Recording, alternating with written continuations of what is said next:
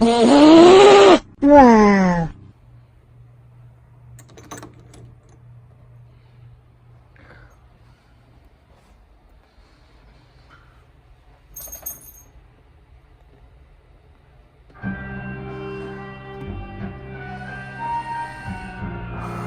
There's been one game I have not been able to escape. It's been on Twitter, it's been on Discord, it's been on YouTube. The game is the Coffin of Andy and Leyley. If you know why it's been all over the place, I'm sorry for your loss. And if you don't know, I'm sorry for what's about to be lost in like 2 minutes. But before we start, I have some requests. If you came into this video not knowing anything or being against the game but have not played it, play the game. Create your own opinions. I believe it's always beneficial to go in with an open mind. And if you came into this video as someone who really likes the game, spoiler alert, I have some problems. But I implore you to watch the full video and hear me out. If by then you still don't agree with me, which is fine, tell me your opinion in the comments, and don't make it a war zone. That goes for both sides. This game is very divisive, and I want to keep an aura of open discussion. And now, with all my bases covered, let's get into it.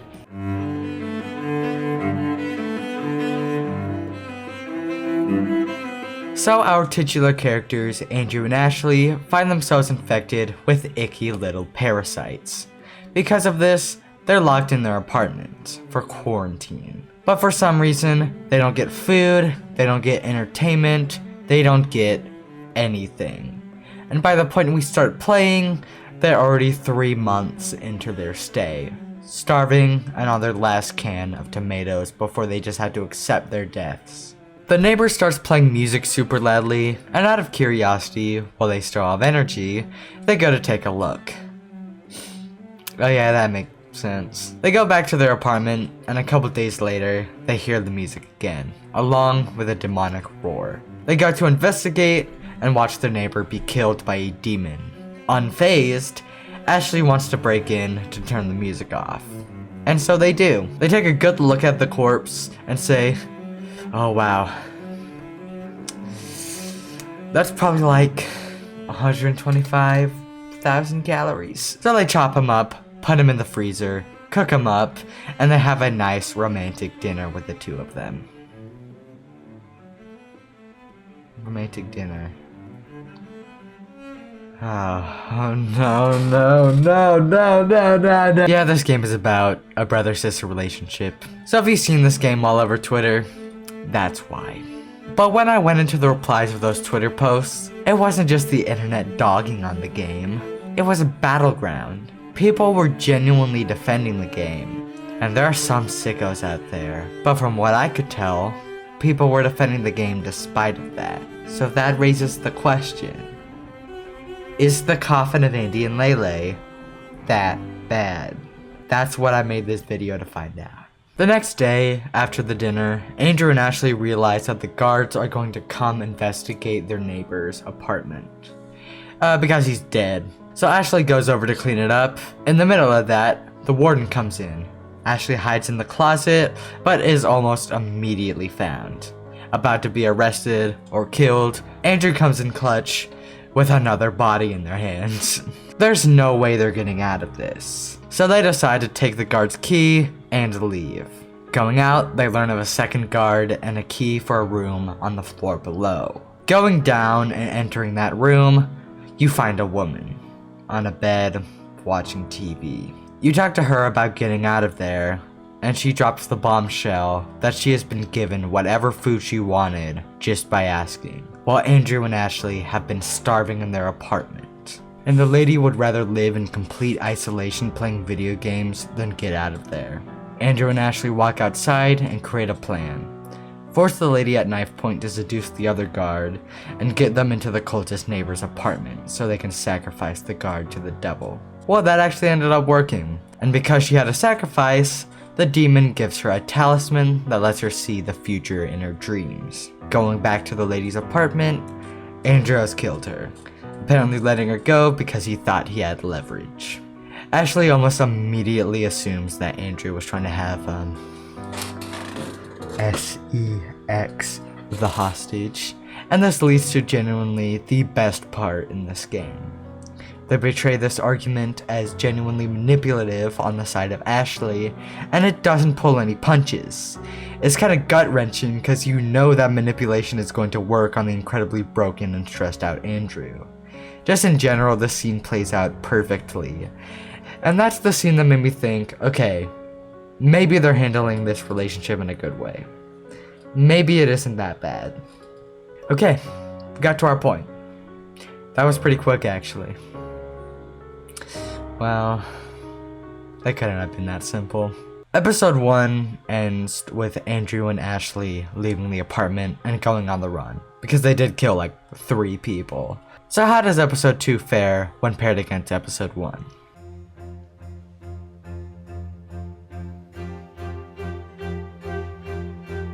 I'm gonna synopsize episode 2 a lot quicker, because I feel like it. In episode 2, Andrew and Ashley find themselves broke, and without being able to use their IDs, as for whatever reason, the apartment complex that they were quarantined in burnt down, and they were marked dead on any papers. So without any ID, the best place they could get is a dingy motel. Going to sleep, Ashley has a dream about being killed by a hitman. Why? I don't know. Using that information, they juke out the hitman in a park and kill them. Stealing the hitman's car, they make their way to their parents' house to rob them of their money. They do just that and have a run-in with their parents. They make dinner and they go to bed. Then this scene happens.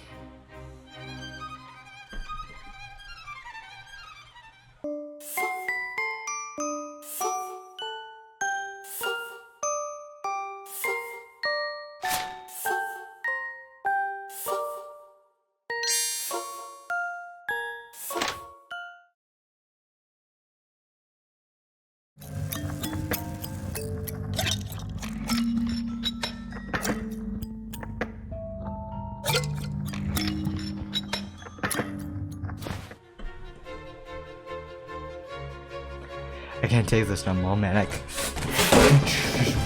This scene irks me a lot. I am writing off memory for this, so feel free to correct me. But to me, this is the first time the subject matter of the relationship is used for a joke so explicitly. It feels like the subject that so far was handled quite maturely is just turned into a punchline. All the tension built up in episode 1 is just thrown away for gags in a viral Twitter post. And all of that could have been avoided by cutting out this scene.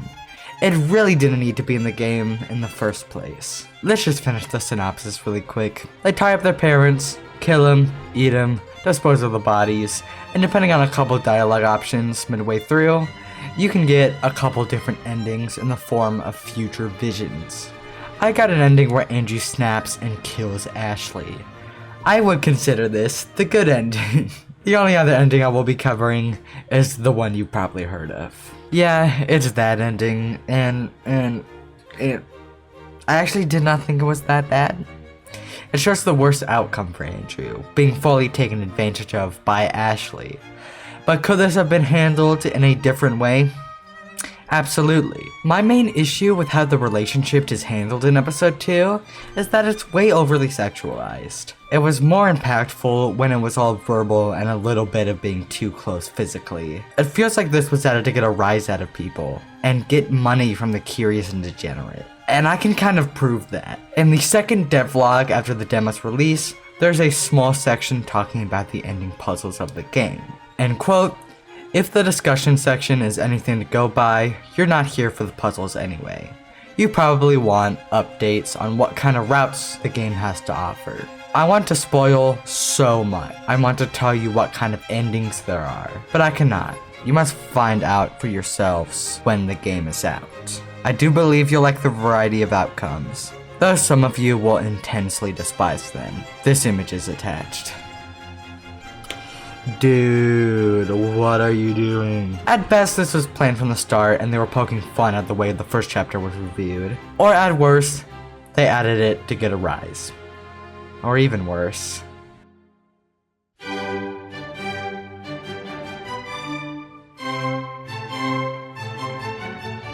Okay, there isn't a ton of evidence, but still enough to raise an eyebrow. Or two. Exhibit A, the devlogs. Leyley, the developer, up until release of episode 2, are releasing devlogs. In these devlogs, you'd have a piece of promotional art. These range from questionable to actual shrimp artist tier. They can't keep getting away with this. On top of that, the relationship did not have to be that explicit. I get that taboo subjects being brought up is meant to be disturbing, but in this scenario, it feels like it was meant to be, it was meant for shock value. But remember, this part is mostly just my opinion. Go out and make your own. Well, it was done better than I was expecting. I didn't have high hopes, but it was still done pretty poorly, especially when episode 2 started. I genuinely think it would have been a better story if they had just avoided it or cut it out. Or make it more tame. It flips on a dime whether I think it's being handled well or being handled in an incredibly insensitive way. It feels like half the time it's trying to say something genuine, and the other half they're trying to take the piss. But believe it or not, the relationship is one of the best handled things in the game. In reality, this game is some crud.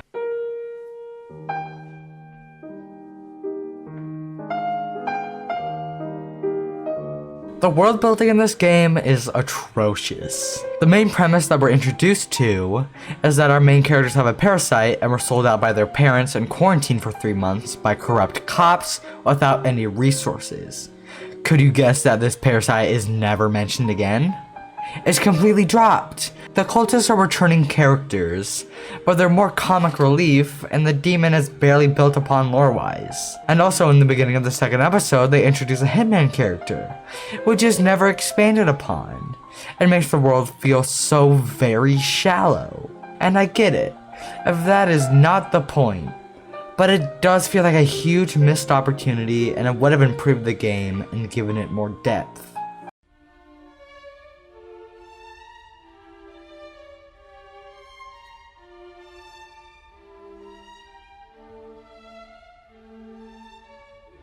It genuinely makes me a little angry thinking about the missed potential of Ashley as a character. I haven't mentioned this before because I don't care, but throughout the game there are these dream sequences that give more info on the past of Andrew and Ashley, specifically on their interactions with other people. The first of which actually sets up an interesting background for these characters. Andrew has a girl confess her love to him. They're both like 10 years old, max, and Andrew doesn't feel the same way. But Ashley, a little irrationally jealous and not wanting to lose someone to play with, decided to prank the girl. That prank was locking the asthmatic girl in a dusty box overnight.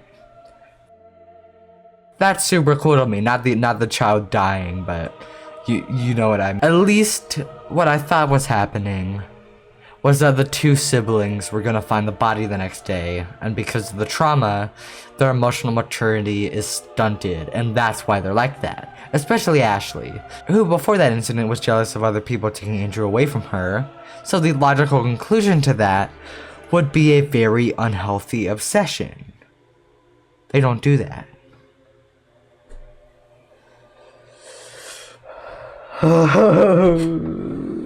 No. And a flashback later in the game, taking place the next morning, showing them finding the body, Ashley's just completely indifferent. Completely remorseless. She doesn't care. And from what it seems, she isn't affected. She just uses it as a point of blackmail against Andrew. This broke me. This was the part of the game where I had to take a step back. The part of the game where nothing they could do could reel me back in and get me interested again. The Coffin of Andy and Leyley might genuinely be the biggest missed opportunity I've seen this year. The amount of interesting plot lines not expanded on, or the questionable backstories, is infuriating in a way. A potentially great story was ruined by bad decisions. I talk a lot with finality in this video, when in reality, the game isn't finished. But I am confident enough that most of the criticism will stay relevant into episode 3, that I will leave it like that. a lot of that can't just be changed. Only through retcon, maybe. But if I'm wrong, if episode 3 comes out and I look like a fool, I will either make a follow-up video or a community post admitting faults. If I'm correct, I will be making a community post stroking my ego because I am a god. But until that happens, I've said my piece about the game. I'm out. See ya.